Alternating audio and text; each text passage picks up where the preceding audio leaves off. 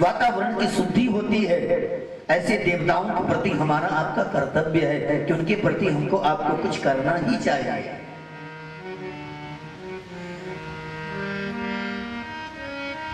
अब देवताओं को संतुष्ट करने के लिए क्या किया जाए? देवताओं को संतुष्ट करने के लिए वेद में 80,000 कर्मकांड के मंत्र हैं। और महाराज प्रत्येक देवता की प्रसन्नता के लिए जो जो कार्य, जो जो पूजन विधि बताई गई है, ऐसा पूजन विधि कर्मकांड की विधा से संपूर्ण करने से देवता प्रसन्न हो जाते हैं।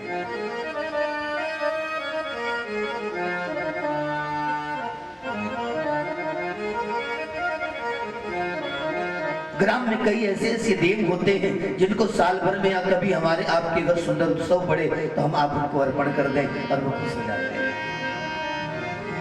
हमारे यहाँ कोई त्योहार पड़े और ले जाएं, भोग लगाए आए, कुछ नहीं सवा पाव लड्डू ही चढ़ा आए तो प्रसन्नता हो गई।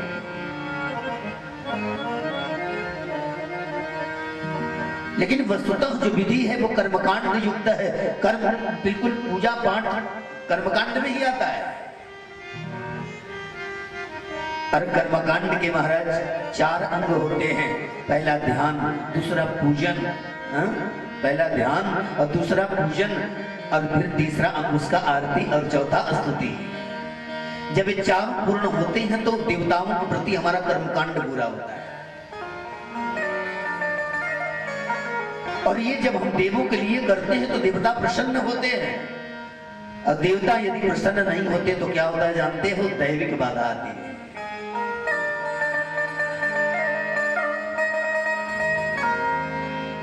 यदि शांति से रहना है महाराज तो देवताओं के लिए उनके लिए कुछ करना ही पड़ेगा। अगर आप नहीं करोगे तो दैवीय बाधा आएगी। अचानक आग लग जाएगी, खेतों में देखते रह जाओगे, सब जल जाएगा। अचानक इतनी बारिश हो जाएगी, सब डूब जाएगा। खाने के लिए परेशान होगी, दैवीय बाधा है। जिस बाधा के बारे में बिल्कुल अचानक जो आ जाए वो दैवीय बाधा है, दैवीय ताप है। 3 ताप है, जानते हो आप? फिर दोहरा दो कि दैहिक दैविक भौतिक ताप, दैहिक दैविक भौतिक ताप। यदि अचानक किसी भी विधा से आपकी खेती नष्ट हो जाती है, आपका घर गिर जाता है, या कोई अचानक घटना हो जाती है तो आप ये समझ लेना कि देवता नाराज हैं।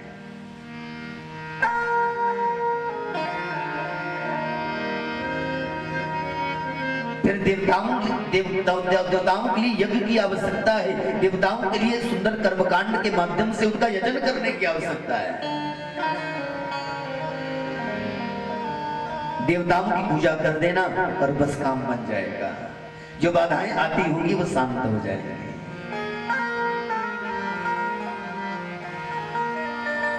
और देवता प्रसन्न तो परमात्मा प्रसन्न।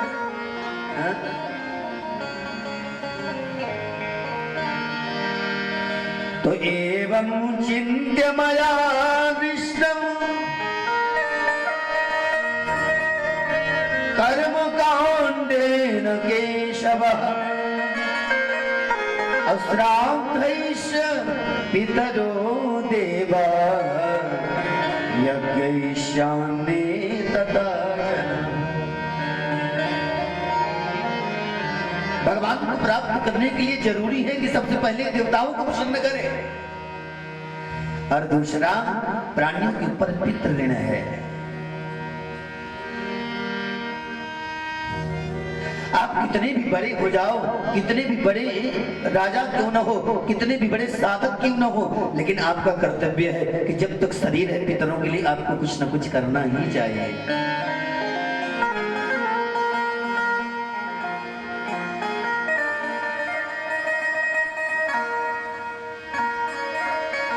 अच्छा याद रखना, जब पितर नाराज होते हैं तो क्या कमी पड़ती है जानते हो?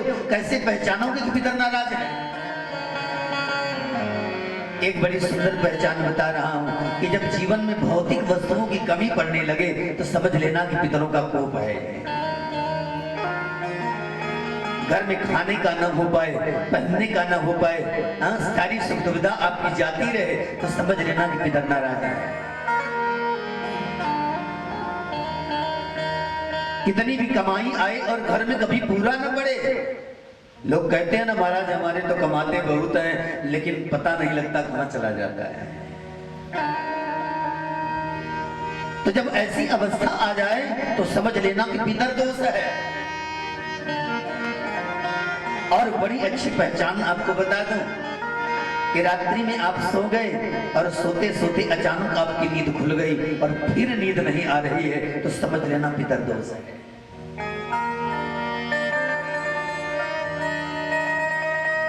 अचानक आपकी नींद खुल गई और आपको बड़ी जोरों की प्यास लग रही है और बार बार आप पानी का बोतल उठा के पी रहे हो या तो फिर लोटा लेके नल में पहुंच के नल का पानी भर के पी रहे हो तो समझ लेना कि पितर दोष।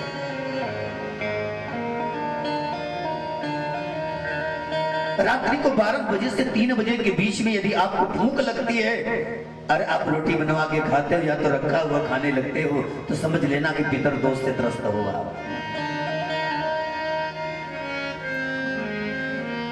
रात्रि को 12 से 3 तो भूख छोड़ो प्यास भी नहीं लगनी चाहिए।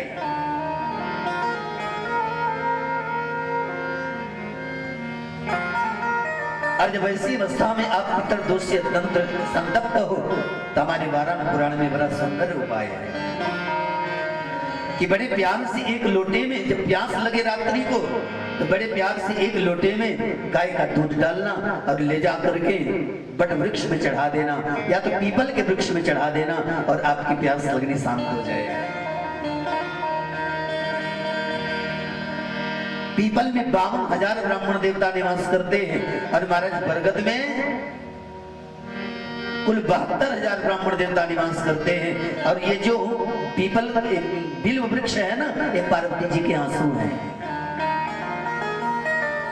बेल का पेड़ पार्वती जी के आंसू है। अपनी संतान को त्रस्त देख करके पार्वती जी को आंसू आए और बिल वृक्ष उत्पन्न हो गया।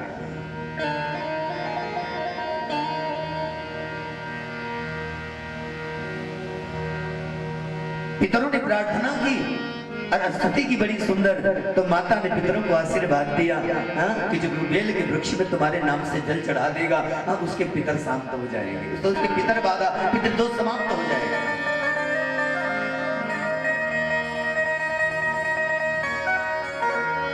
और संत बड़ा बड़ा हमारे शिव महापुराण में सुंदर उपाय है कि पितृदोष से यदि आप ज्यादा परेशान हो तो भगवान शिव का मंदिर हो कहीं या तो कहीं आपका नल है वहां पर बड़े प्रेम से एक घड़ा लेना मिट्टी का और ले जाकर उसके पास रख देना और रख करके उसमें खूब एकदम मुंह तक जल भर देना।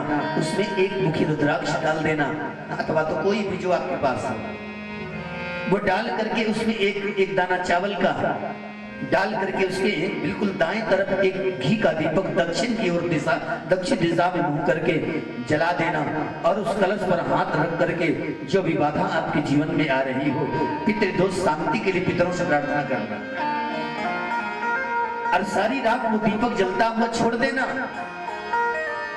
और महाराज सुबह प्रातः काल 4 बजे स्नान करके फिर उस दीपक वही घड़े के पास जाना और फिर एक दीपक जलाना और फिर वही प्रार्थना करना। 10:30 बजे दिन तक वो घड़ा रखा रहने देना और 10:30 बजे वो घड़े का जल उठाकर पूर्व दिशा में मुख करके महादेव को चढ़ाना। भगवान महादेव को वो जल चढ़ाना और उनसे प्रार्थना करना कि हे प्रभु समस्त बाधाएं दूर हो, सब चढ़ा दोगे चावल तक चढ़ जाएगा लेकिन जो रुद्राक्ष है ना उसी में बच जाएगा और गिर भी जाए तब भी उसे शिवलिंग पर से उठाकर बड़े प्रेम से अपने घर में रख लेना। और जब तक वो रुद्राक्ष घर में रखा हुआ है पितर दोष आपको छू भी नहीं सकेगा। आपके पितर पूर्ण तरह संतुष्ट रहेंगे। देवताओं के साथ साथ पितरों की भी पूजा जरूरी है। और महाराज गरुड़ पुराण में यहाँ तक लिखा है कि जो अपने पितरों को गया में ले जाकर के श्राद्ध नहीं करता, विष्णु पद में बिठाता नहीं, वो तो पुत्र कहलाने लायक ही नहीं है। भगवान ने सामर्थ्य दिया हो तो गया में जाना और बड़े प्रेम से पितरों की मुक्ति नहीं, तृप्ति के लिए। याद रखना, पितर की मुक्ति नहीं होती, मुक्ति तो स्वयं भगवान उनकी करते हैं, पितरों की तृप्ति होती है। अगर गया की श्राद्ध में मुक्ति, तो ये नहीं, अब जब भगवान के चरणों में आप रख आए तो पितर लोक में गए, और पितरों की आयु, देवताओं की जितनी आयु है उतनी पितरों की आयु होती है। वो समय पूरा होने के बाद वो भगवान में लीन हो जाएंगे, ठीक है ना। आदमी से 100 गुना आयु देवताओं की है, और देवताओं से 100 गुना आयु पितरों की है। उतने वर्षों तक वो पितर लोक में हमारे पितर रहते हैं, ठीक है ना। तो गया में हम जाकर भगवान विष्णु के चरण में उन्हें बिठा आते हैं, और फिर शांति हो जाता। कई लोग कहते हैं महाराज हम कई बार श्राद्ध करने गए, गया में श्राद्ध किया, पितरों को बिठाया, फिर भी लौट के चला आता है। फलाने हो जा आए, फलाने वैद आए, फलाने तांत्रिक आए, महाराज भी 2 महीना पहले गए थे गया में बिठाने, और फिर चढ़ के बोलता है हम तो आ गए। तो महाराज सबसे पहले आपको ये निश्चय करना होगा कि आपके घर में मरा हुआ व्यक्ति पितर हुआ या प्रेत हुआ है।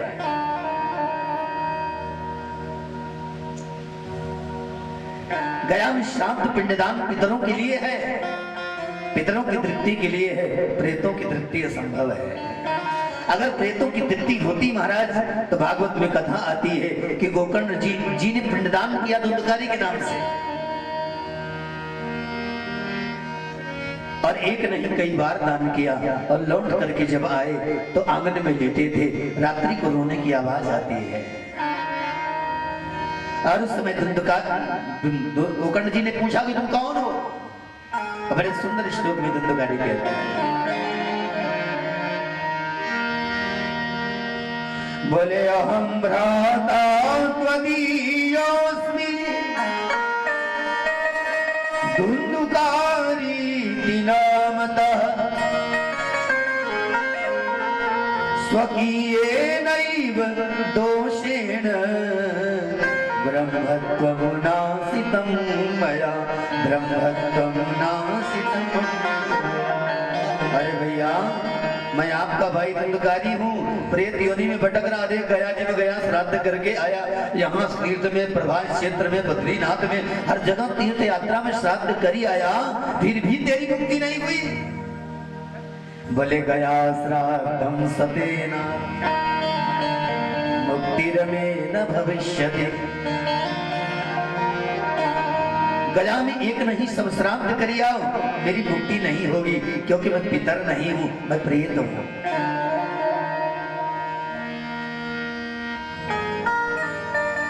जो प्रेत हुआ होगा वो गया जी में कदापि बैठेगा नहीं, वहां ले जाने का आप प्रयत्न करेंगे तो वो अपने आप के घर लौट करके फिर आ जाएगा। अच्छा, प्रेत से उसको पितर बनाना पड़ेगा, तब वो गया में बैठेगा। अब प्रेत से किसी को पितर बनाने का क्या उपाय है? प्रेत से पितर बनाने का नॉर्मल लोगों के लिए त्रिपिंडी श्राद्ध है। त्रिपिंडी श्राद्ध भी कर्मकांड का एक अंग है, और महाराज त्रिपिंडी श्राद्ध से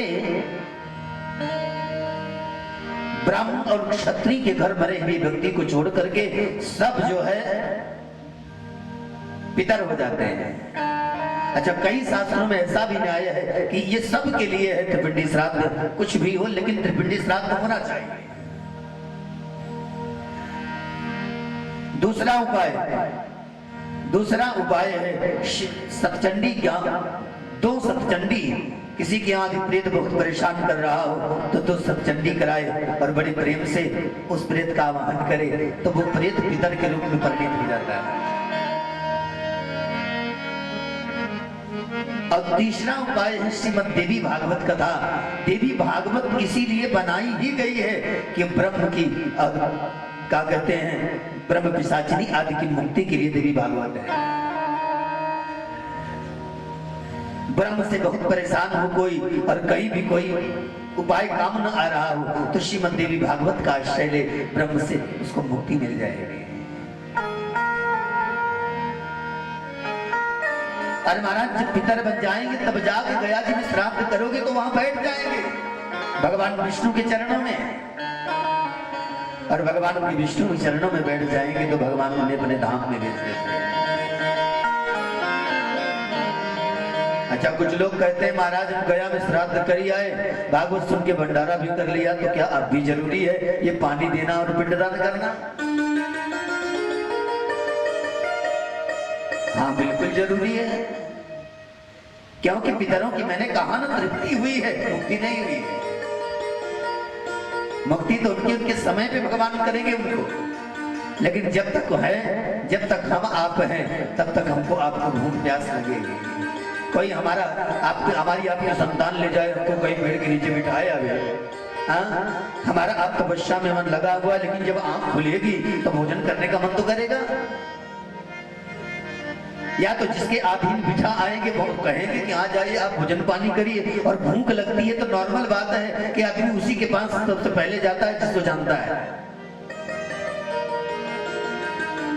गया जी में श्राद्ध करने के बाद भी हमारे आपके साल में 16 दिन ऐसे आते हैं जहां भगवान पितरों को आज्ञा देते हैं कि जाओ अपना अपना भाग प्राप्त करिए। वो है पितर दोष, वो है पितृपक्ष जो अभी 15 गया है 2 दिन पहले। और महाराज पूर्णिमा से लेकर के 15 दिन, ये 16 दिन, इन 16 दिनों में श्राद्ध होता है, और इन 16 दिनों में हमारे पितर हमारे आपके आंगन में आते हैं, और हमारा आपका कर्तव्य है कि जिस तिथि को हमारे पितर गए हुए हैं उसी तिथि को उनके नाम से ब्राह्मण भोजन और गौ माता को रोटी जरूर खिलाएं। और साल भर में अगर आप ये कर रहे हैं तो एक विश्वास मानो, ये व्यासपीठ संदेश दे रही है कि आपके जीवन में कभी पितर दोष नहीं परेशान करेगा। तिथि नहीं जानते हो तो बिल्कुल चतुर्दशी अमावस्या को करो, मातृनवमी को करो, लेकिन पितरों के प्रति करना चाहिए, क्योंकि आपने उनका कुछ न कुछ लिया है। जानते हो गरुड़ पुराण में लिखा है कि हमारे आपके शरीर में जो मांस है ना, ये माता के अंश से बनता है,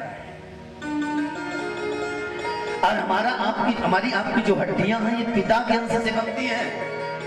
और महाराज जब तक शरीर में ये मांस और हड्डियां विराजमान हैं तब तक हम आप सभी माता पिता और पितरों के ऋणी हैं।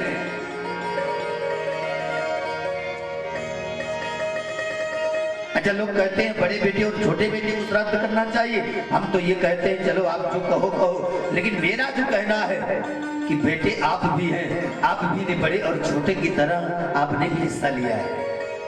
श्राद्ध करने का अधिकार जितना बड़े को है उतना ही छोटे को है, और उतना ही बीच वाले को है, इसलिए उसको भी श्राद्ध करना चाहिए जब तक जी रहा है। अगर आपने पिता की एक छोटी सी वस्तु भी यदि आपने रखी है तो बिना पितरों का तर्पण किए और पितरों को उनका भाग दिए, उनका भोग दिए, आप चैन से बैठ नहीं पाओगे।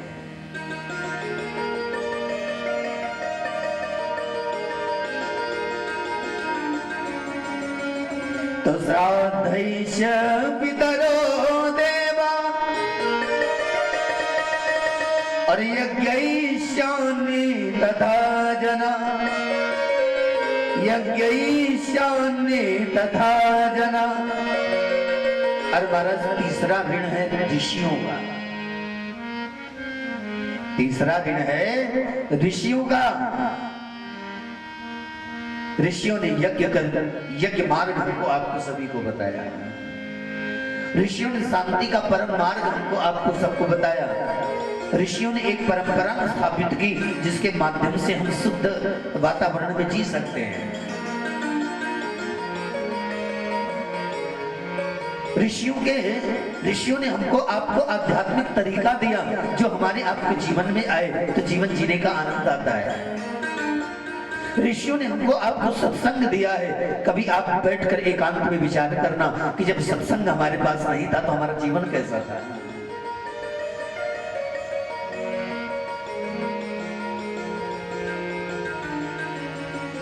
वाल्मीकि ने सोचा होगा, उन्होंने भी सोचा होगा महर्षि वाल्मीकि ने कि हाँ, जब मेरे पास सत्संग नहीं था, मैं रत्नाकर डाकू था, तो वो दिन कैसे थे, और आज सप्तर्षियों का सत्संग मिला है, तो आज का दिन कैसा है। कि उल्टा नाम जपत जग जाना, उल्टा नाम जपत जग वाल्मीकि भय ब्रह्म समाना, वाल्मीकि भय ब्रह्म समाना, वाल्मीकि भय ब्रह्म समाना, वाल्मीकि नारद भट जोनी, वाल्मीकि नारद भट निज निज मुखनि कही होनी, निज निज मुखनि निज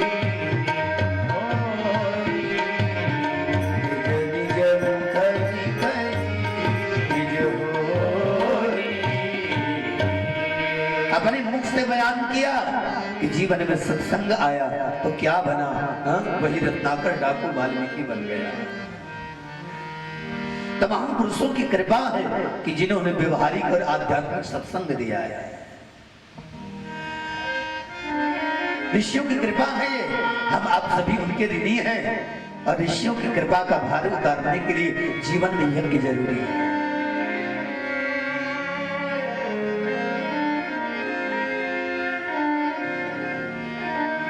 नित्य पंचबली यज्ञ करो, प्रातः काल उठो और भैया भोग लगाते हो, तो चिड़ियों को भोजन, गौ माता को भोजन, पहली रोटी गौ मैया को। सुबह पूजा करो तो चिड़ियों के लिए दाना डाल दो।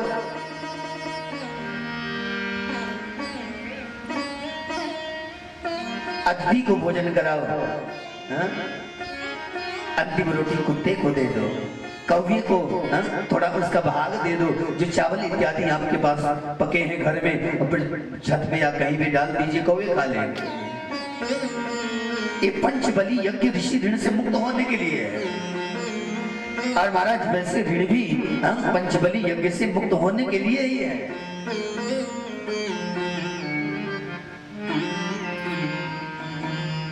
जीवन में ये जो देव ऋण, पितृ ऋण और ऋषि ऋण उतारने के लिए कर्मकांड और पितर तर्पण और यज्ञ तीनों का सहारा लेता है, उसके जीवन से समस्त परेशानियां दूर हो जाते हैं। और ये तीनों करते हुए जो भगवान का यजन, भगवान का आराधन करता है, उनकी स्तुति करता है, तो भगवान ने एक स्तुति मात्र से प्रसन्न हो जाते हैं। क्योंकि समय समस्त पापों से व्यक्ति नित्य के पाप से भी मुक्त हो गया। पंचबली यज्ञ करने वाला रोज के पाप से मुक्त हो जाता है।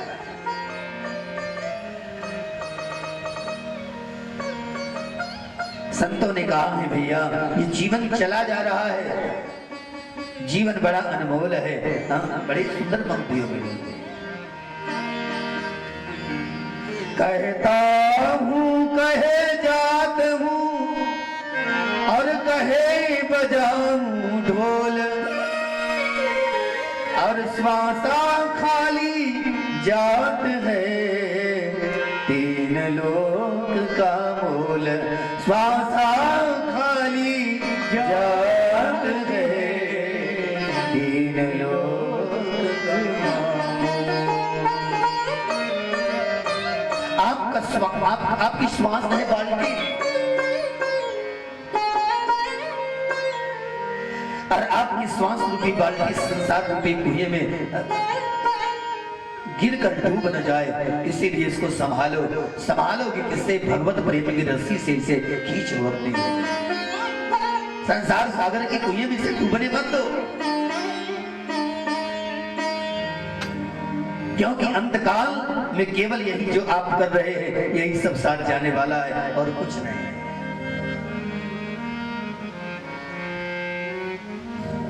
धनानि भूमौ पशवस्य गोष्ठे, नारी गृहद्वार जनम श्मशाने। और देह सीतायाम परलोक मार्गे धर्मानुगो गच्छति जीवये का, केवल धर्म जाने वाला है। इसलिए संभालिए ये श्वासी बिरथा न चली जाए। बड़ी सुंदर पंक्ति में संत गा रहे हैं, आइए।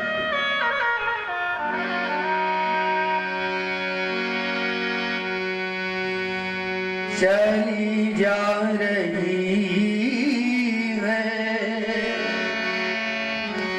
ये अनमोल श्वासें, जो कुछ बची है भैया इनको संभालो। चली जा रही है अनमोल श्वासें, जो कुछ बची है भैया इनको संभालो। चली जा रही है अनमोल श्वासें, जो कुछ बचा है इनको संभालो।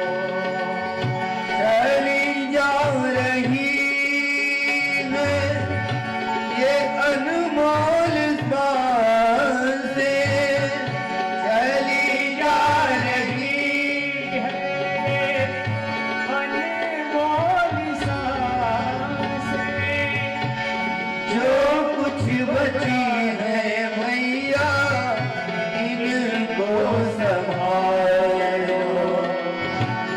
जो कुछ बची है भैया इनको संभालो।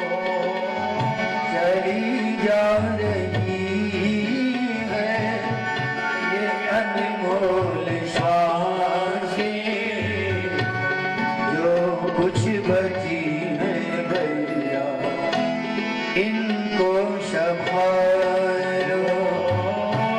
चली जा रही है अनमोल श्वासें, जो कुछ बची है भैया इनको संभालो। ताली सेवा करते हुए हरि का स्मरण करते हुए सभी गाएं।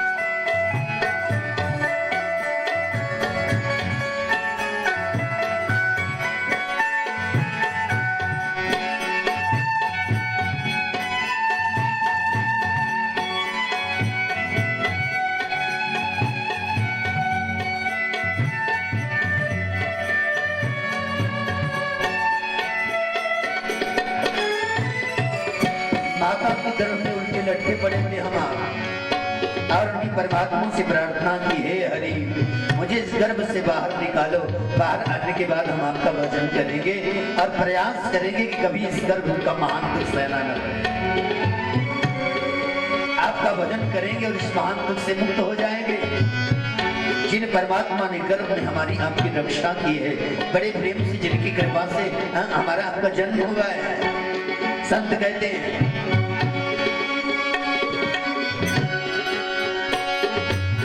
लिया जन्म तुमने बड़े कष्ट सह कर, लिया जन्म तुमने बड़े कष्ट सह, पुकारा प्रभु को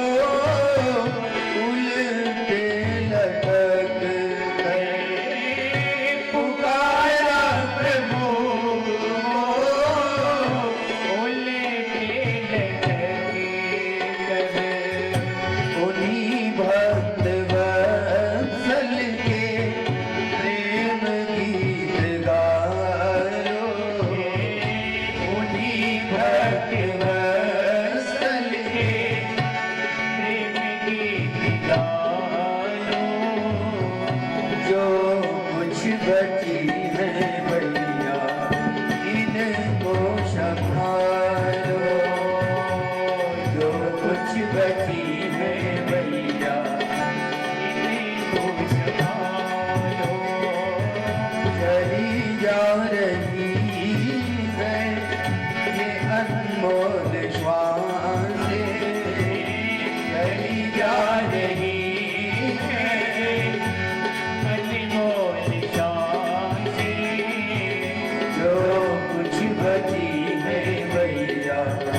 इनको संभालो, जो कुछ बची है भैया इनको संभालो। हरि बोल, बोलिए सच्चिदानंद भगवान की, बोलिए महाराज भगवान की।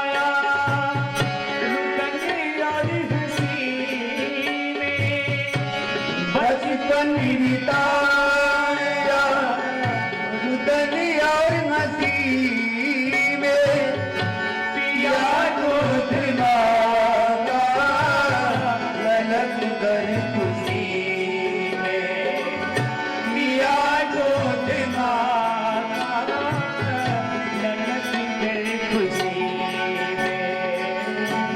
बचपन बिताया तो यौवन समारो, बचपन बिताया तो यौवन संभालो, जो कुछ बची है भैया इनको संभालो, जो कुछ बची है भैया इनको संभालो। चली जा रही है ये अनमोल श्वासें, जो कुछ बची है भैया इनको संभालो। चली जा रही है अनमोल श्वासें, जो कुछ बची है भैया इनको संभालो। निताई गौर हरि बोल।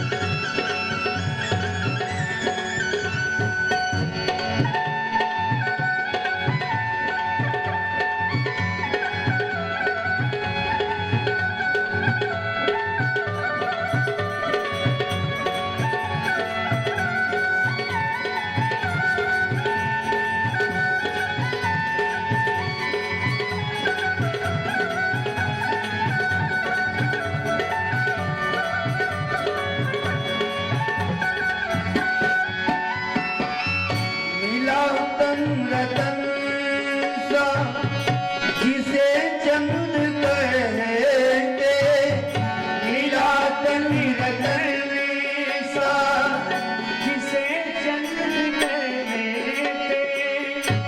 हमारा हमारा कद कर क्यों मरे थे, हमारा हमारा कह कर क्यों मरे थे।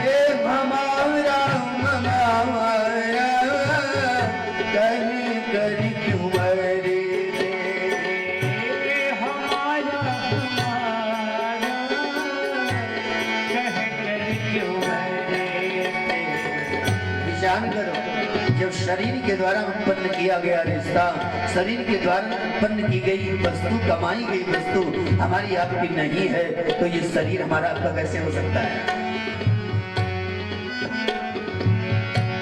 शरीर यही रह जाने वाला है। इसीलिए संत कहते हैं, मिला तन रतन सा जिसे चंद कहते, मिला तन रतन सा जिसे चंद कहते, हमारा कहे कर क्यों मरे, हमारा कह कर क्यों मरे। मिला पंचतत्वों से इन्हीं में मिला लो, मिला पंचतत्वों से इन्हीं में मिला लो, जो कुछ बची है भैया इनको संभालो, जो कुछ बची है इनको संभालो। चली जा रही है ये अनमोल सांसें, चली जा रही है अनमोल सांसें, जो कुछ बची है प्यारे इनको संभालो, जो कुछ बची है प्यारे इनको संभालो। चली जा रही है ये अनमोल सांसें, चली जा रही है अनमोल सांसें, जो कुछ बची है भैया इनको संभालो। जो कुछ बची है इनको संभालो। राम राम राम राजा राम राम राम मेरे राम राम राम मेरे राम राम राम सीता राम राम राम राजा राम राम राम गाइए सब कोई ताली सेवा करते हैं। मेरे राम राम राम सीता राम राम राम राजा राम राम राम मेरे राम राम राम मेरे राम राम राम सीता राम राम राम राजा राम राम राम मेरे राम राम राम मेरे राम राम राम। राधे श्याम श्याम श्याम राधे श्याम श्याम राम राधे श्याम श्याम राम मेरे श्याम श्याम राम राधे श्याम श्याम श्याम राधे श्याम श्याम श्याम राधे श्याम श्याम राधे श्याम श्याम। सीता राम राम राम सीता राम राम राम सीता राम राम राम सीता राम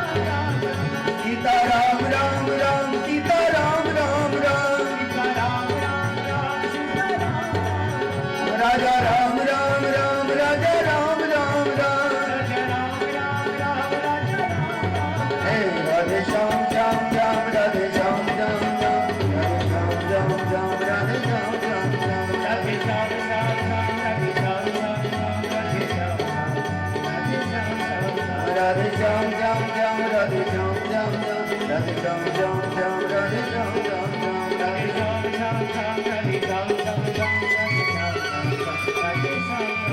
सीता राम राम राम सीता राम राम राम राम राम राम सीता राम राम राम सीता राम राम राम सीता राम राम राम सीता राम राम राम सीता राम राम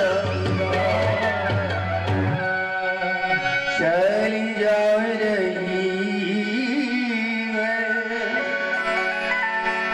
ये अनमोल सांसें,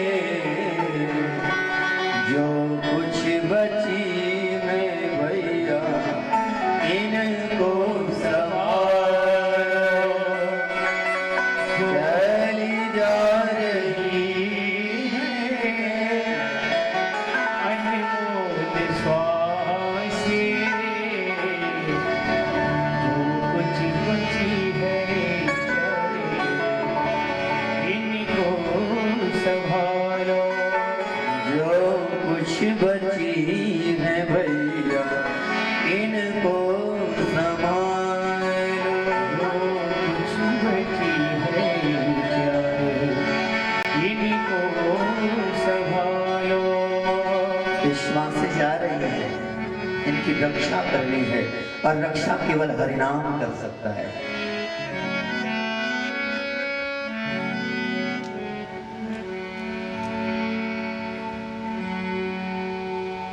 ब्रह्म बारह स्तोत्र की महिमा सुनाई नारद जी ने और फिर प्रियव्रत को विदा किया है।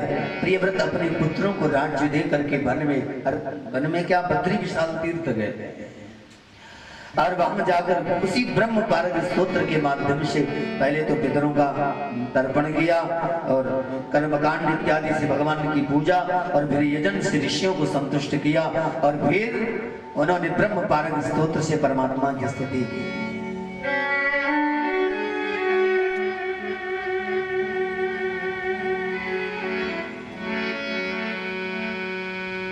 परंपराणाम अमृतम पुराणम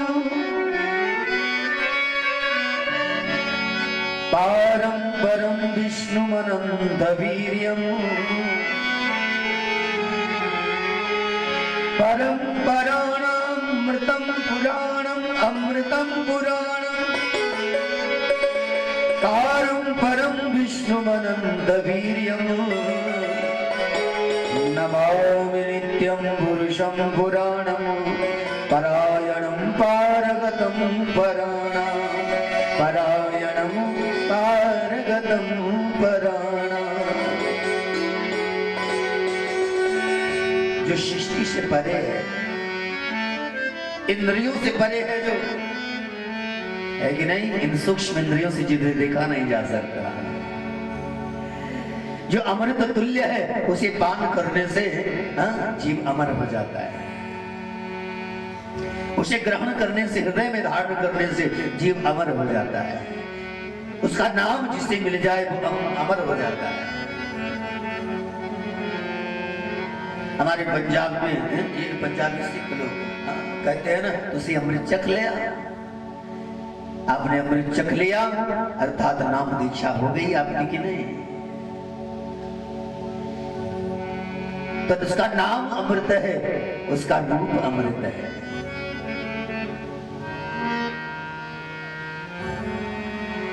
जो अमृत स्वरूप है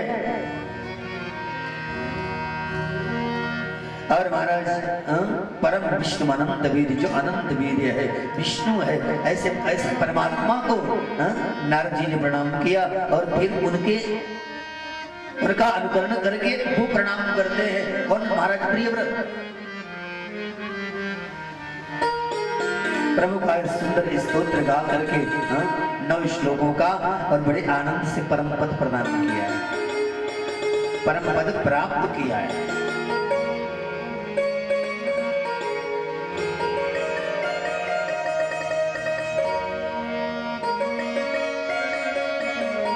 वारंत भगवान ने कहा पृथ्वी से कि पृथ्वी देवी आप कुछ और भी सुनना चाहती हैं? बोले हाँ महाराज, क्यों नहीं। महाराज कभी कभी मुझे ऐसा लगता है कि ये विष्णु अलग है, नारायण अलग है। महाराज ये कौन से बड़े हैं और कौन छोटे हैं? विष्णु नारायण दोनों एक हैं कि दोनों अलग अलग हैं?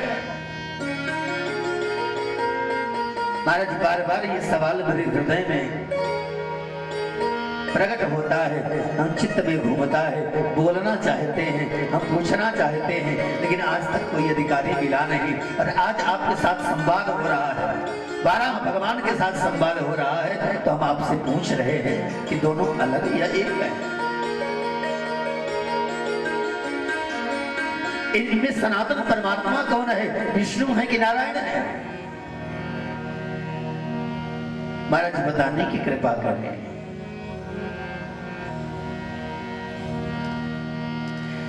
भगवान 12 ने कहा देवी विष्णु और नारायण में कोई भेद नहीं है, जो नारायण है वही विष्णु है।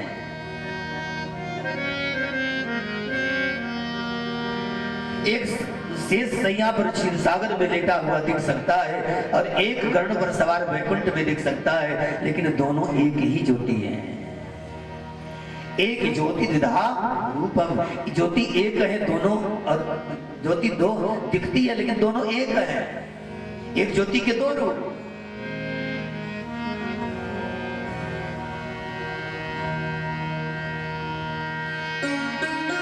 भगवान विष्णु के दशा अवतार का वर्णन किया भगवान वाराह ने। ये दशा अवतार भगवान की अष्टमूर्ति है। वैसे तो भगवान के 24 अवतारों का वर्णन श्रीमद् भागवत शास्त्र में आता है प्रथम स्कंद में, और लेकिन यहाँ भगवान ने केवल दशा अवतार, भगवान विष्णु के 10 अवतार हुए हैं ऐसा वर्णन 12 भगवान ने किया। दशा अवतार बिल्कुल पूर्ण अवतार है। इन्हीं को विशेष लोगों ने, ज्यादातर लोगों ने पूर्णता के रूप में मान्यता दी, पूर्ण के रूप में। पर कौन कौन है? बोले मत्स्यो कूर्मो वराहस्य नरसिंहो वामनः। मत्स्यो कूर्मो वराहस्य नरसिंहो वामनः। रामो रामस्य कृष्णस्य बुद्धः कलकिं च तेजसः। बुद्धः कलकिं च तेजसः। भगवान का पहला अवतार क्या है? मत्स्य अवतार है। और इसी को हमारे गोस्वामी जी महाराज ने भी लिखा।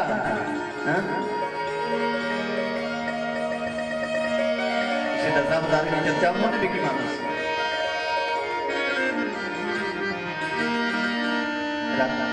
कलावती।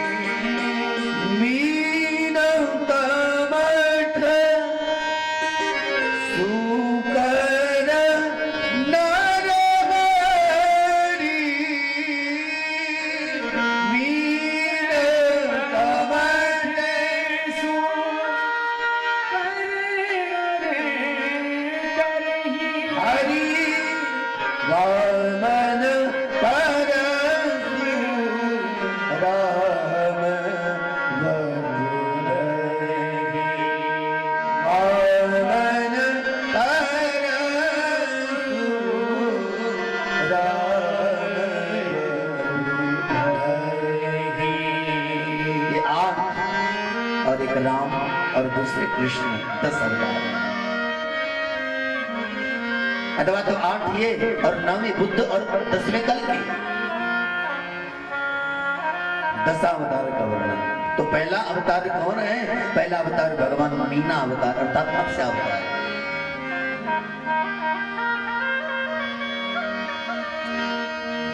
ये 10 अवतार जो है साधक की भगवान के नजदीक पहुंचने की एक सीढ़ी जैसे है।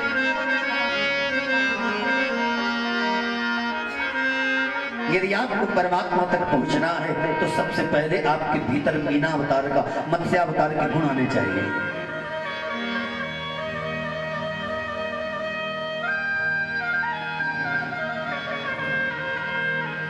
मछली का सबसे बड़ा गुण है महाराज, वो जल में रह करके प्यासी रहती है। कबीरदास जी ने कहा,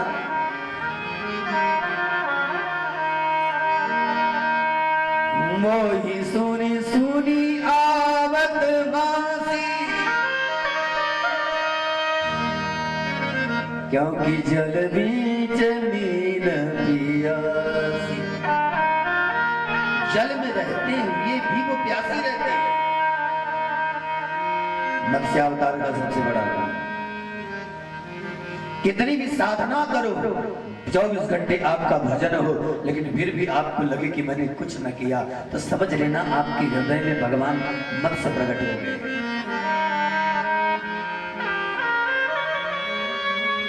संतोष बिल्कुल करना ही नहीं। संसार की वस्तु के बारे में आपको संतोष हो चलेगा, लेकिन भक्ति में संतोष बहुत बड़ी समस्या खड़ी कर सकता है। इसलिए भक्ति में बिल्कुल संतोष नहीं। और बारह मछली का मत्स्य का दूसरा गुण है कि वो बिल्कुल धारा के विपरीत चलती है।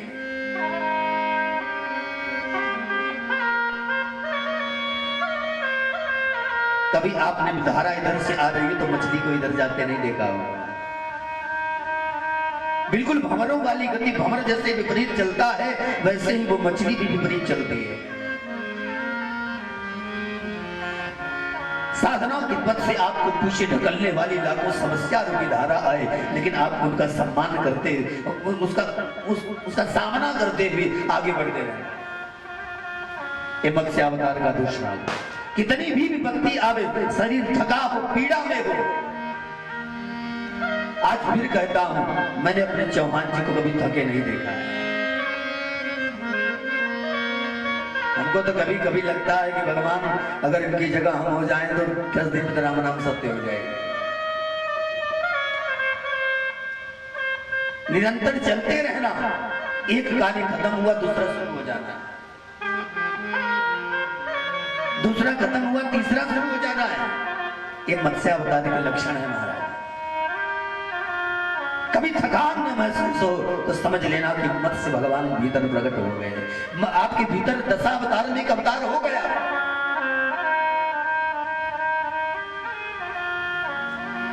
तो मछली का पहला गुण वो जल में प्यासी रहती है, दूसरा गुण बिल्कुल अपोजिट तैरती है, और तीसरा गुण होता है मछली कभी आलस नहीं करती। कभी मछली को आपने एक जगह बैठकर सोते भी नहीं देखा होगा। मछली निरंतर चलती रहती है, तैरती रहती है।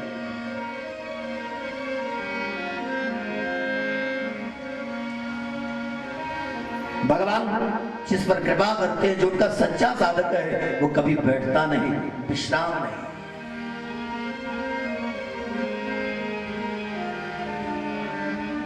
फिर हनुमान जी याद आते कि राम काज कीने मोहि कहा विश्राम। प्रभु का कार्य करना है, और विशेषकर समाज में क्षत्रियों का अवतार संसार में धर्म की संस्थापना करने के लिए होता है।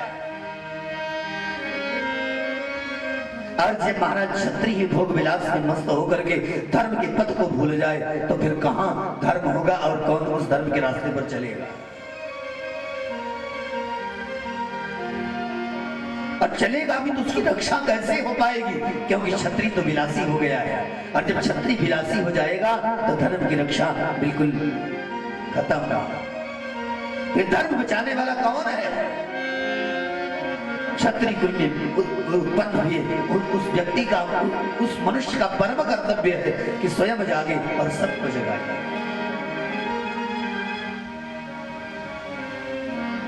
ये कोठी महल अटारी पैसा लेके क्या करोगे? जब धर्म ही नहीं रहेगा तो क्या रहेगा? धर्म न रहेगा तो सिर्फ हार होगी, हर दिशा में तुम हारोगे। जहां जाओगे तुम जीत नहीं सकते, क्योंकि यतो धर्मस् ततो जयः। जहां धर्म है वही विजय है। अगर जीवन से धर्म चला गया है तो एक बात याद रखना, फिर जीतने से प्रेम न करना, हार को स्वीकार करते जाना, और हार ही तुम सिर्फ हार बन करके रह जाओ।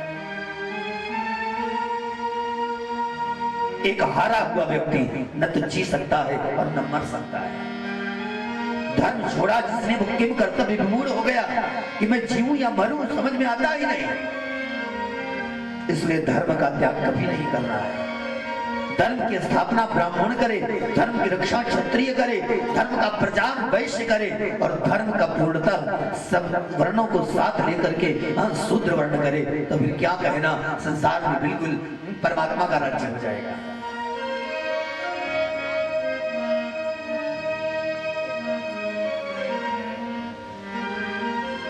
धर्म की स्थापना होनी चाहिए। तो मत्स्यावतार का तीसरा लक्षण कि मत्स्य कभी थकता नहीं है।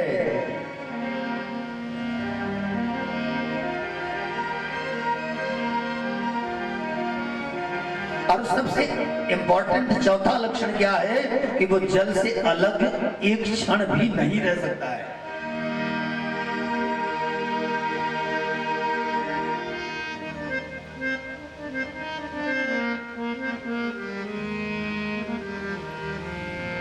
महाराज दशरथ ने कहा ना कैकेयी से, यदि तू मेरे राम को मुझसे अलग करेगी तो जैसे मछली बिना जल के मर जाती है, मैं राम के बिना नहीं जी पाऊंगा।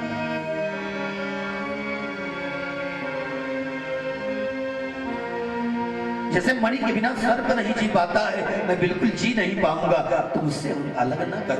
मैं यदि मछली हूं तो मेरा राम पानी है, मेरा राम जल है, मेरा जीवन है। संसार से अलग हो जाओ बात जमती है, लेकिन जब तुम्हें कोई परमात्मा से अलग करने की बात करे तो तुम उसके बिना न जी पाओ, तो समझ लेना कि तुम्हारे भीतर मत्स्य अवतार हो गया है।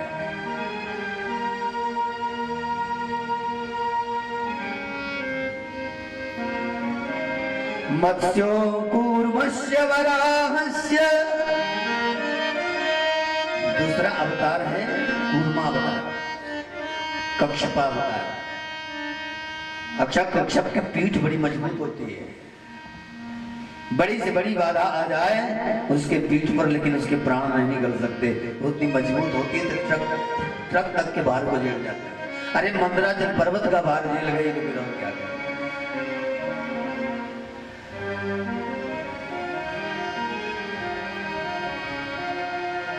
और सब अंगों को बिल्कुल अपने, जब कोई आपत्ति विपत्ति आए ना तो बाहर की व्यक्तियों को जिम्मेदार ठहरा, उनको पकड़ना नहीं है। विपत्ति आवे तो सारे अंगों को अंदर खींच लेना है। उसी प्रकार जीवन में जब कोई कष्ट आवे और व्यक्ति दूसरे पर दोषारोपण करने के बजाय अपने भीतर ही विचार करने लगे, अंदर ये भाव आए कि मेरा कहीं न कहीं कोई दोष है, तभी ये घटना घटी है, तो समझ लेना आपके भीतर कक्षप अवतार हो गया।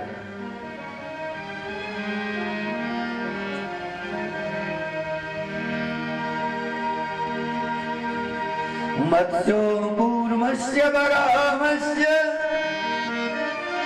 नरसिंहो वामनः। और दशावतार में तीसरा अवतार है वाराह भगवान का अवतार। वाराह की दो विशेषता है, एक तो वाराह अपने स्वभाव को नहीं छोड़ता और दूसरा वो अपने संतोष को नहीं छोड़ता।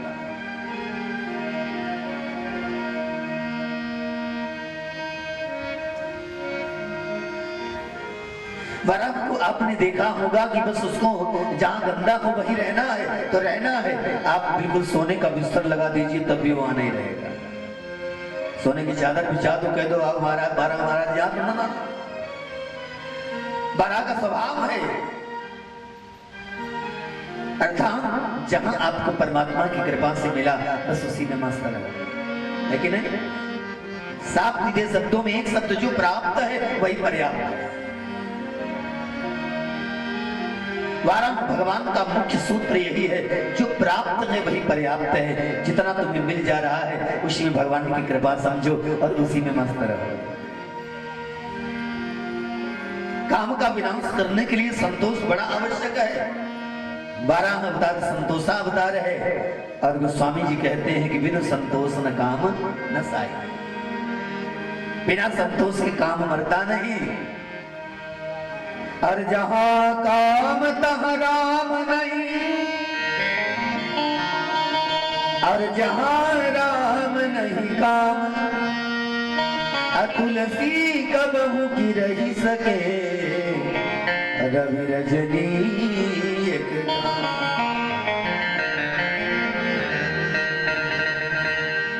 और जब काम चला जाएगा तो फिर राम जी हृदय में प्रकट हो जाता है।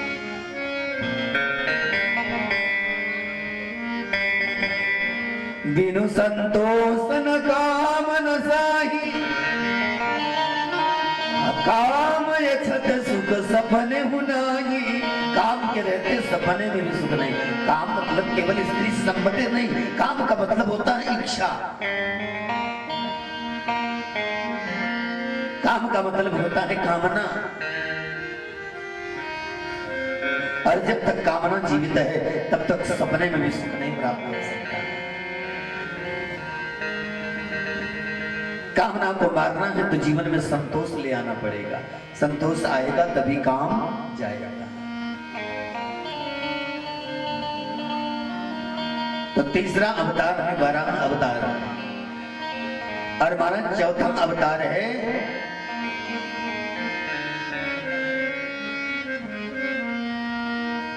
मत्स्य कूर्मो वराहस्य नरसिंहोत वामन। चौथा अवतार है नरसिंह भगवान।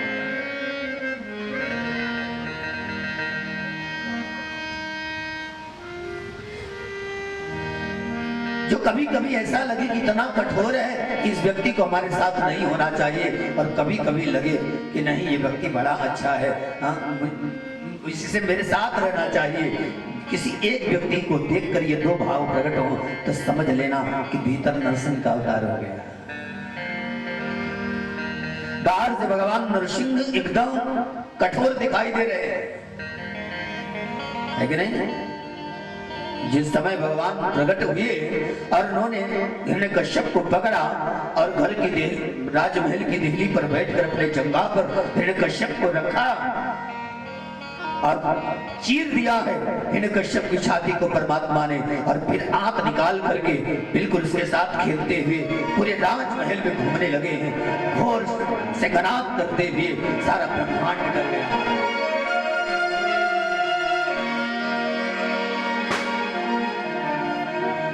भगवान इतने कठोर इतने क्रोधी दिखाई दे रहे हैं कि उनका क्रोध शांत नहीं होता।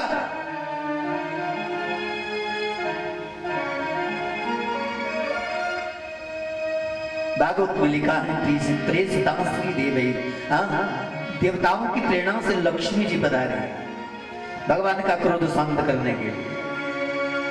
और महाराज भगवान नारायण ने तो ऐसी हुंकार भरी, लक्ष्मी जी ने श्वास खींचा यहां और लिया जाकर के बैकुंठ, छोड़ा जाके बैकुंठ। उनकी कठोरता के आगे लक्ष्मी जी भी न टिक सकी, इतने कठोर दिखाई दे रहे हैं। और वही परमात्मा प्रहलाद की स्तुति के बाद प्रहलाद को गोद में बिठा करके बड़े प्रेम से हाथ सिर पर हाथ फेरते हुए जीभ से चाट रहे हैं। क्या कोमलता है, भीतर कितनी कोमलता, बाहर कठोरता। और जब ऐसा स्वभाव उसके भीतर प्रकट हो समझ लेना नरसिंह का अवतार है।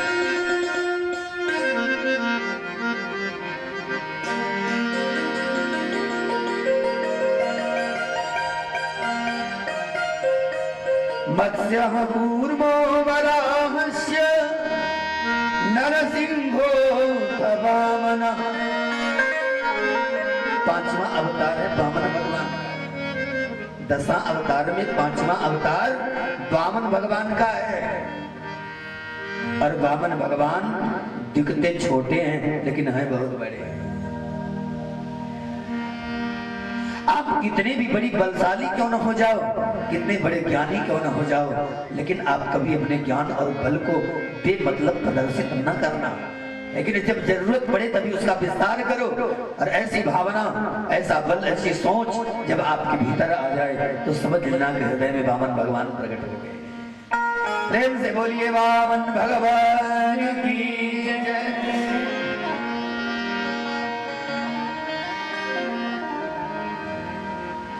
मत्स्यः कूर्मो वराहस्य नरसिंहो वामनः। रामो रामस्य कृष्णस्य। छठा अवतार कौन है? बोले छठा अवतार हमारे परशुराम जी। परशुराम जी आवेशा अवतार गिने जाते हैं। और महाराज परशुराम को हमारे गोस्वामी जी ने दान कहा।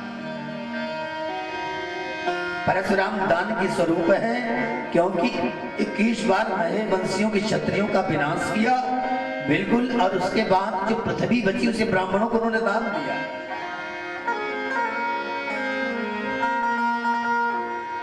इसीलिए भगवान परशुराम दान स्वरूप है। और चौपाई में भी कही दान परस आए, चौपाई में कि दान परशुराम दान परशुदान है।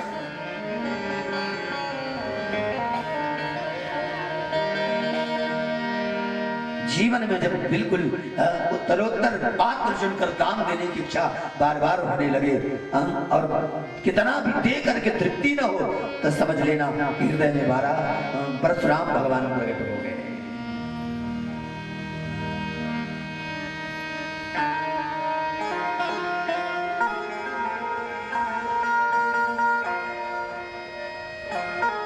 सातवां अवतार हमारे राम जी महाराज। राम जी महाराज की मर्यादा सारी जगत में प्रसिद्ध है कि नहीं?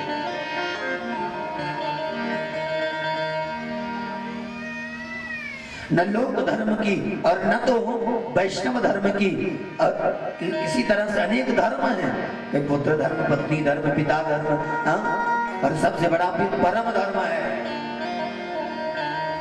इन धर्मों में से किसी भी धर्म की मर्यादा कभी सपने में तोड़ देने की इच्छा मात्र भी न हो तो समझ लेना हृदय में राम जी प्रकट हो गए हैं।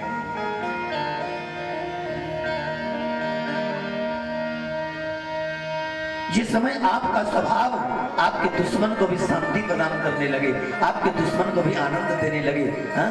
तो समझ लेना कि आपके हृदय में राम जी आ गए।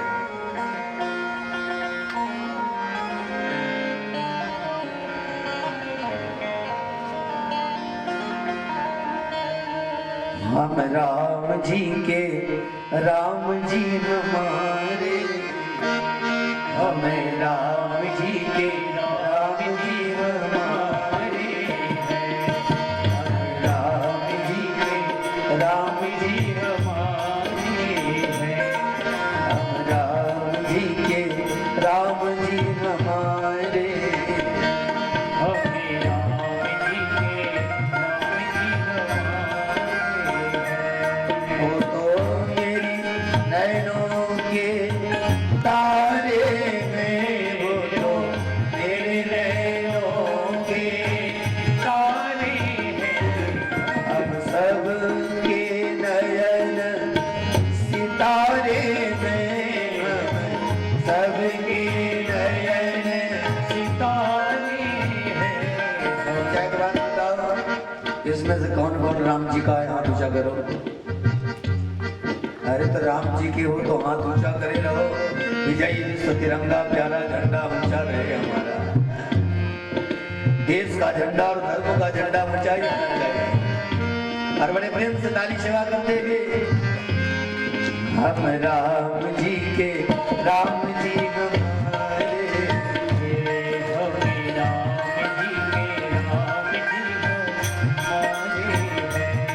वो तो मेरे नैनों के तारे हैं। वो तो मेरे नैनों के तारे हैं।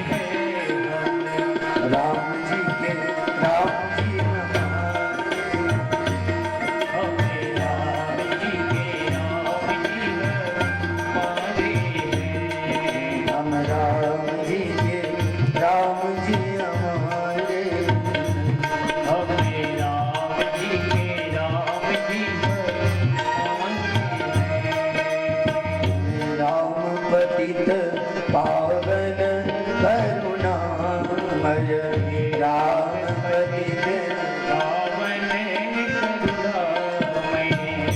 राम पतित पावन करुणामय। राम पतित पावन करुणामय। गणिका गीध उधारे में, हाजी गणिका गीध उधारे में। हम राम जी के राम जी हमारे। हमें राम जी के राम जी हमारे हैं। हम राम जी के राम जी हमारे हैं। हमें राम जी के राम जी हमारे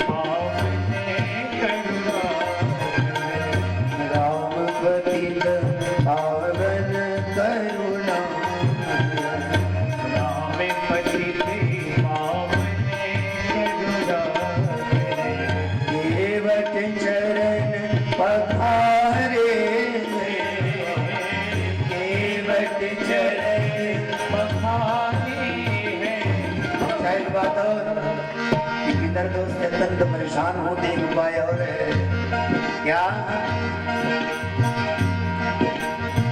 पर बखारी जलपान करी आप सहित परिवार, और पितर पार करी प्रभु ही पुनि मुदित गयऊ। भगवान का चरणों में जो रोज बीता है उसके भी जीवन से बिदर दोष समाप्त हो जाता है। प्रेम से बोलिए सच्चिदानंद भगवान की जय हो। केवट ने चरण पखारे, केवट ने चरण पखारे हैं हम राम जी के, राम जी हमारे। हमें राम जी के, राम जी हमारे हैं। वो तो मेरे नैनों के तारे हैं, वो तो मेरे नैनों के तारे हैं। हे हम राम जी के, राम जी हमारे। हमें राम जी के, राम जी हमारे हैं। हम राम जी के, राम जी हमारे। हमें राम जी के, राम जी हमारे हैं। हम राम जी के, राम जी हमारे। हमें राम जी के, राम जी हमारे हैं। हम राम जी के, राम जी हमारे। राम जी के, राम जी हमारे हैं। हम राम जी के, राम जी हमारे। हमें राम जी के, राम जी हमारे हैं। वो तो मेरे नैनों के तारे, वो तो मेरे नैनों के तारे हैं। हम दीनों के सहारे में, हम दीनों के सहारे हैं। हे राम जी के, राम जी हमारे। हम राम जी के, राम जी हमारे हैं। राम जी के, राम जी हमारे। हम राम जी के, राम जी हमारे हमारे हैं। बोलिए श्री रामचंद्र भगवान की। की जय। वृंदावन में रहना है तो राधे राधे कहना है। अरे भैया हम लोग अवधवासी हैं, गंगा किनारे पर्यंत श्रृंगवेरपुर तक अवध है, और महाराज अवधवासी हैं तो राम राम करना ही पड़ेगा। बिना राम जी का भजन करे आगे कैसे जा सकते हैं? तो सातवां अवतार मेरे राम जी का है। रामो रामस्य कृष्णस्य, आठवें कौन है? आठवें भगवान कृष्ण है। दशावतार में आठवां अवतार जो कृष्ण अवतार है, ये प्रेम का अवतार है। और पुष्प पुरुषोत्तम कैसा होना चाहिए इसका दर्शन कराया है भगवान श्री कृष्ण ने।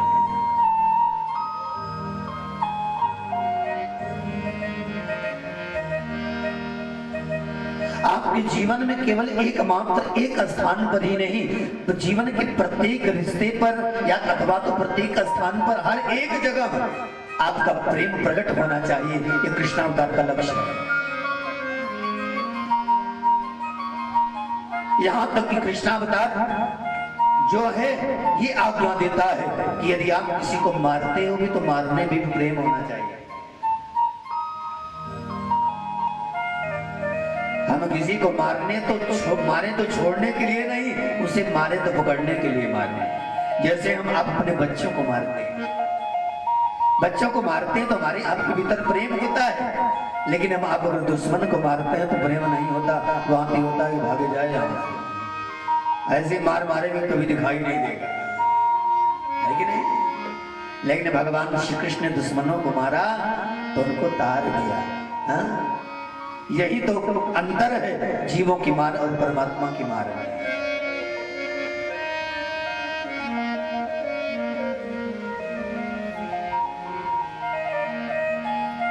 अज्ञानी व्यक्तियों पर आप जो समाज में दृष्टि में आपका जो दुश्मन है उस पर भी आपको क्रोध आए, आप उससे कुछ झुका बैठो, लेकिन वो क्रोध उसके तारने के लिए हो, उसके कल्याण की बात उस क्रोध के शब्दों में जुड़ी हो। अगर ऐसी अवस्था आ जाए तो समझ लेना कि आपके भीतर कृष्ण प्रकट हो गया है।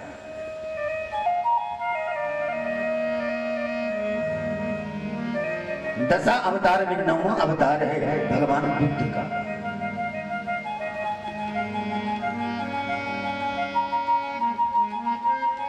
समाज के अंतिम व्यक्ति को तारने की इच्छा ये बुद्धत्व है।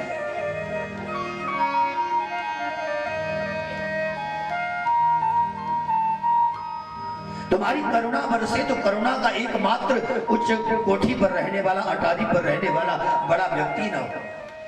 सच्चा शुद्ध आचरण करने वाला केवल वही तुम्हारा साथी है, उसी के यहाँ तुम्हें जाना चाहिए। ऐसा न हो तो बेश्या के घर के लिए तुम्हारे कदम उसको तारने के लिए आगे बढ़ बैठे, और जब ऐसा भाव आ जाए तो समझ लेना बुद्धत्व प्रकट हो गया।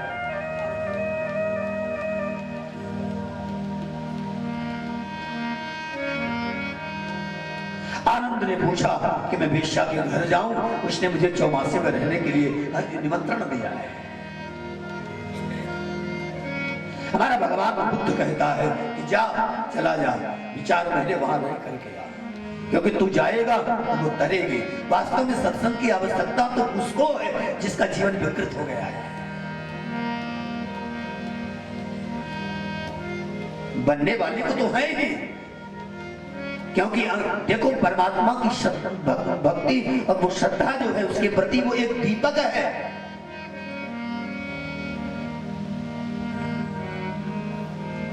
तुम्हारी श्रद्धा का दीपक तब तक जलेगा जब तक उसमें सत्संग का तेल बढ़ता रहेगा। जिस दिन सत्संग करना छोड़ दोगे, जितनी श्रद्धा रहेगी कम होती जाएगी।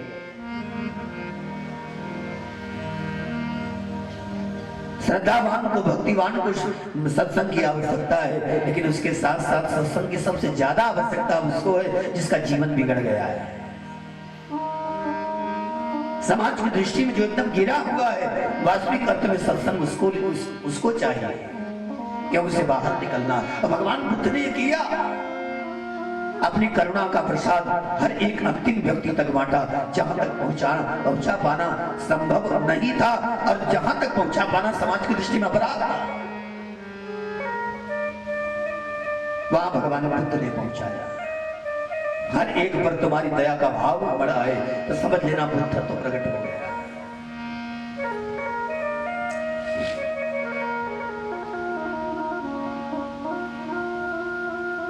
दसवां अवतार का 10वां अवतार है कल्कि अवतार। कल्कि अवतार का मतलब निष्कलंकी अवतार।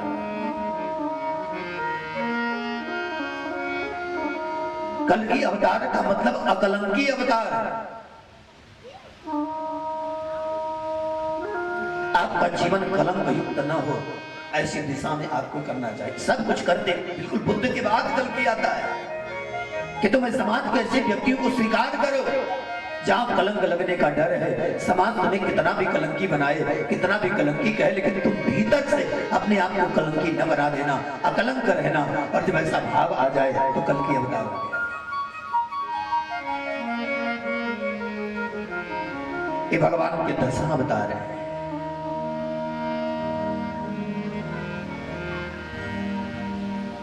विष्णु की अष्टमूर्तियों का वर्णन भगवान द्वारा पृथ्वी देवी को और वेद नारद जी ने प्रियव्रत को किया। अष्टमूर्ति में भगवान की पहली मूर्ति है पृथ्वी। भगवान ने कहा, देवी वसुंधरा तो मेरी पहली आदि मूर्ति हो। अष्टमूर्तियों में भगवान की दूसरी मूर्ति है जल मूर्ति, और तीसरी मूर्ति है अग्नि मूर्ति, चौथी वायु मूर्ति, 5वीं आकाश मूर्ति, और 6ठी सूर्य मूर्ति, और 7वीं चंद्र मूर्ति, और 8वीं है आत्म मूर्ति। इन्हीं अष्टमूर्तियों के द्वारा भगवान सारे जगत के कण-कण में व्याप्त है, बिल्कुल सारे जगत में व्याप्त दिखाई देता है। तो करना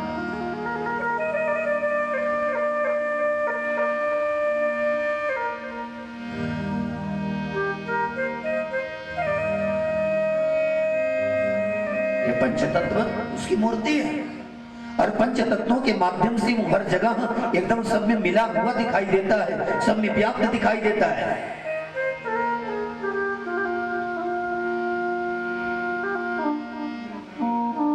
बड़ा सुंदर उपदेश दिया भगवान ने।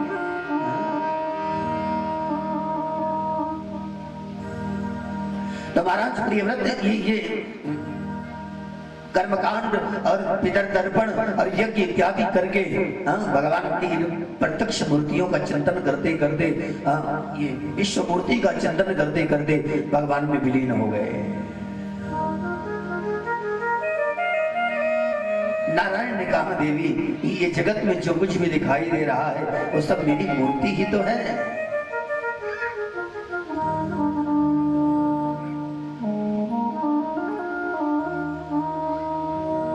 हर जगह मैं ही तो व्याप्त हूं।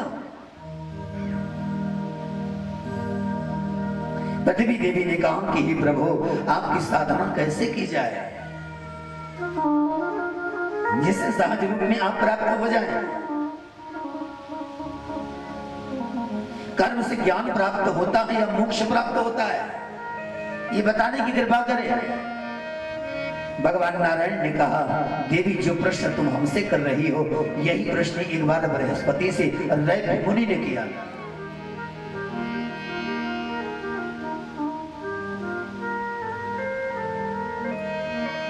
छठवें मनवंतर में वसु नाम की एक राजा हुए और जो गुरुदेव बृहस्पति से मिलने के लिए उनके लोक में गए तो देखा बृहस्पति नहीं है और पता लगा कि देव सभा हो रही है। इंद्रलोक गए और महाराज इंद्रलोक आए तो चित्रसेन गंधर्व द्वार पर बैठा था, रोक दिया, ठहरिए थोड़ी देर ठहरिए। क्यों? बोले अंदर देव सभा चल रही है।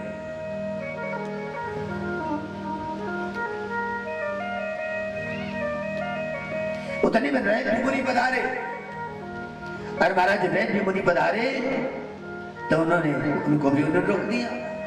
और देव समाज को जब विश्राम हुआ तो उस समय हमारे गुरु बृहस्पति वहां से निकल करके जैसे ही चले द्वार पर इन दोनों ने प्रणाम किया और रोक लिया।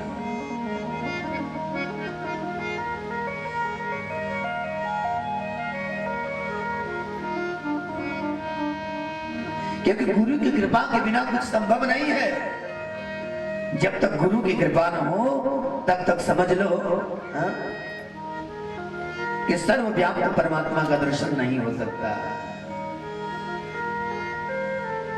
आपको पता है अश्वशिरा नाम के एक राजा थे और बता है अश्वशिरा नाम के राजा के पास एक दिन भगवान कपिल और जैगी सभी ऋषि पधारे। ये कथा 12 पुराण में ही आती है। अच्छा दोनों पधारे तो उन्होंने भी यही प्रश्न किया कि महाराज परमात्मा कैसे प्राप्त हो सकता है। हम उसका दर्शन करना चाहते हैं, उसके स्वरूप को जानना चाहते हैं, हम उससे मिलना चाहते हैं, जीवन की पिपासा शांत करना चाहते हैं। भगवान कपिल ने कहा कि राजन तुम किस परमात्मा की बात कर रहे हो?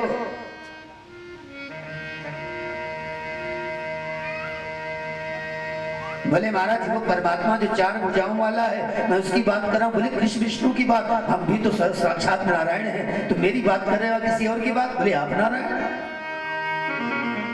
महाराज आप नारायण कैसे हो सकते हैं? उन नारायण के तो 4 भुजाएं हैं।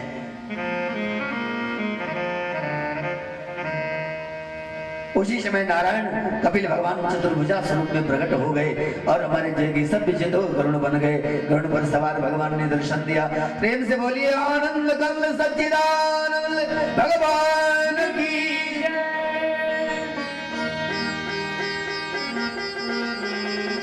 बोले देखा हम ही विष्णु है? बोले ना महाराज। अरे उनके नाभि से तो कमल उत्पन्न होता है और कमल पे ब्रह्मा जी प्रकट होते हैं।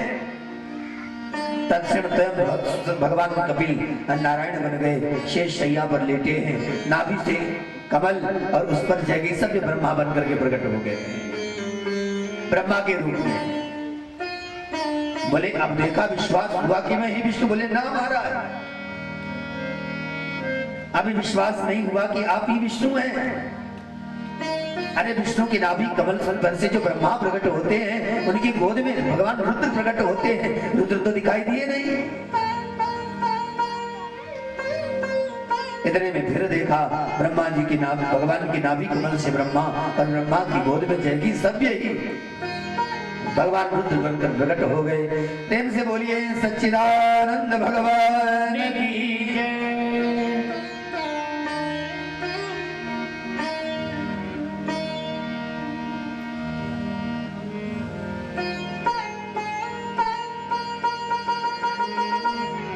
भगवान कपिल ने कहा राजन अश्वशिरा, तुमने ये तो कहा,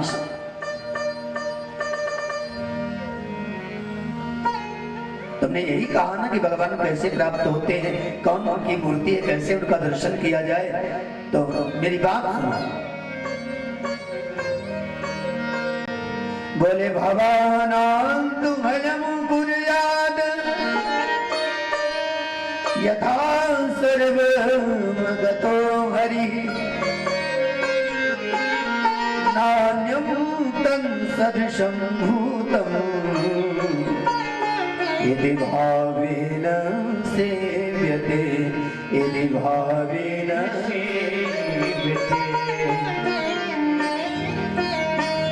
भगवान सर्वव्याप्त है, इतना कहकर भगवान कपिल ने अपना विराट स्वरूप प्रकट किया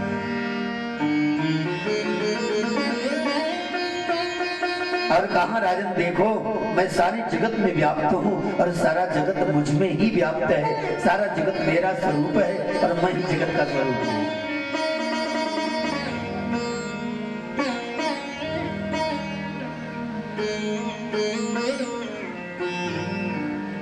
हे राजन, यदि भाव शुद्ध हो, यदि जगत में इस प्रकार से भाव करके कि सर्व जगत में मैं व्याप्त हूँ, प्राणियों की सेवा की जाए, तो मेरी प्राप्ति का इससे अच्छा साधन कोई और हो ही नहीं सकता। सारे जगत को मेरा रूप समझ करके इसकी सेवा, इससे अच्छा मेरी प्राप्ति का कोई और साधन नहीं हो सकता है।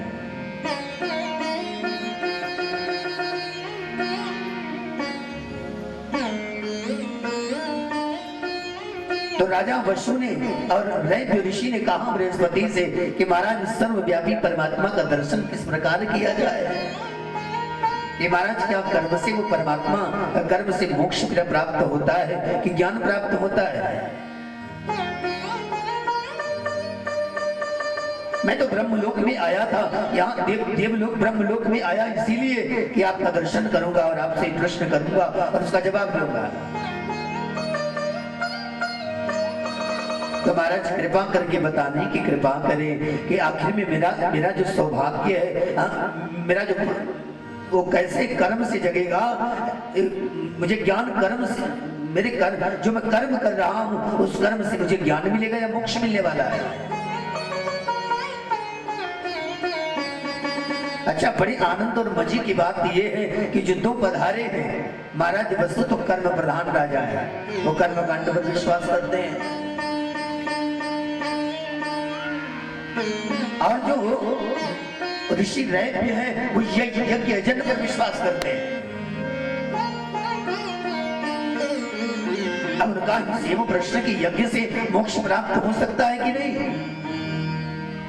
अब भगवान ने कहा भाई दोनों के प्रश्नों का जवाब तो मुझे देना ही पड़ेगा।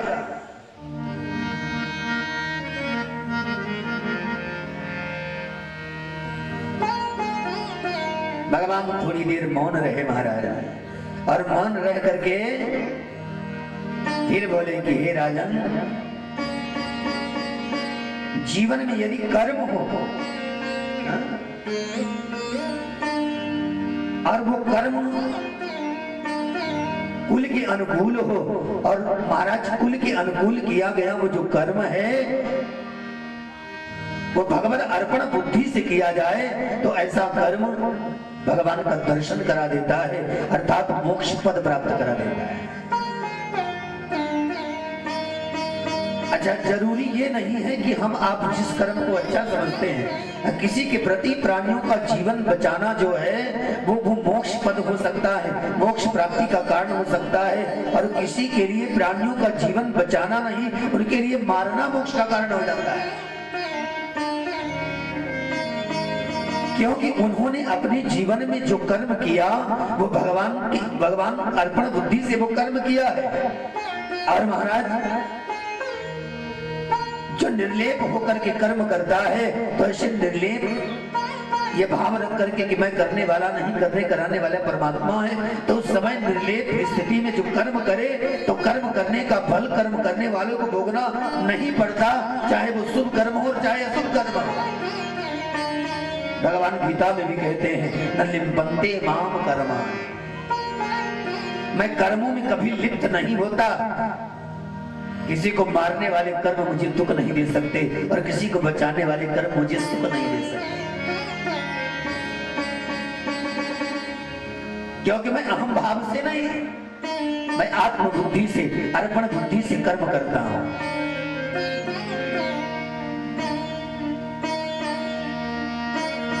तो कर्म या प्राप्यते मोक्षम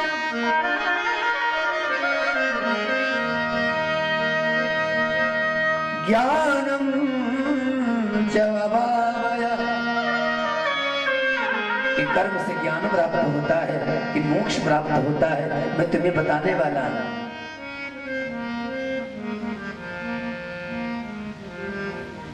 सूत जी महाराज कहते हैं सनकाद ऋषियों 12 भगवान पृथ्वी मैया को सुना रहे हैं और बृहस्पति देव रवि और वसु को सुना रहे हैं कि राजन, कर्म की एक विशिष्ट मान्यता जो मैंने बताई कि कर्म का निर्धारण व्यक्ति के जन्म से नहीं होता, कर्म का निर्धारण व्यक्ति के कुल धर्म से होता है।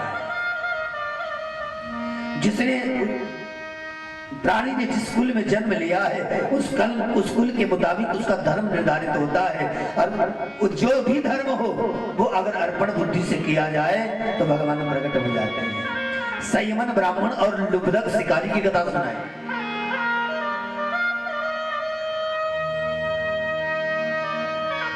उन्होंने कहा लुब्धक नामक व्याध जो था वो नित्य वन में आता और जीवों को मारकर उनकी हत्या कर देता था। संयमन ब्राह्मण रोज आते और उस लुब्धक को समझाते, देखो जीव को मारना पाप है, जीव हत्या पाप है, आखिर में तुम जैसे जीव हो वैसे वो भी जीव है।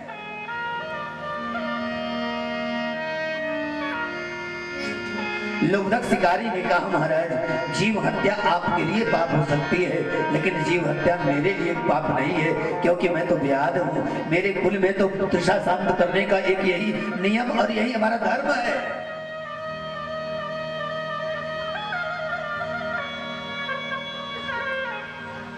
महाराज कुल के मुताबिक धर्म कैसा भी हो, लेकिन वो धर्म भगवान को अर्पण करके किया जाए, वो कर्म तो वो कर्म भगवत प्राप्ति का साधन बन जाता है।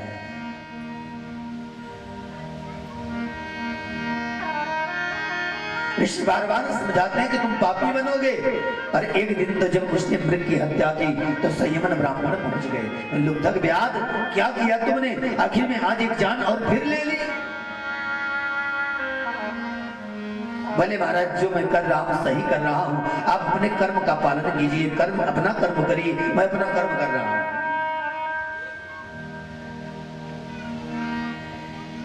बड़ा समझाने लगे ऋषि, क्योंकि उनका कर्तव्य है कि जीव की हत्या नहीं करनी, ब्राह्मण है वो।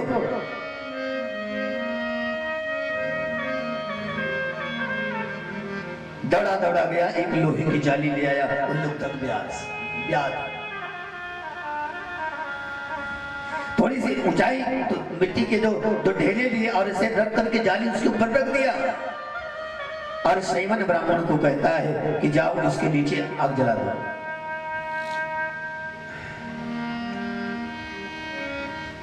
आग जलाई महाराज, उस जाली के जितने भी छेद थे हर छेदों से अग्नि की लौ निकलने लगी।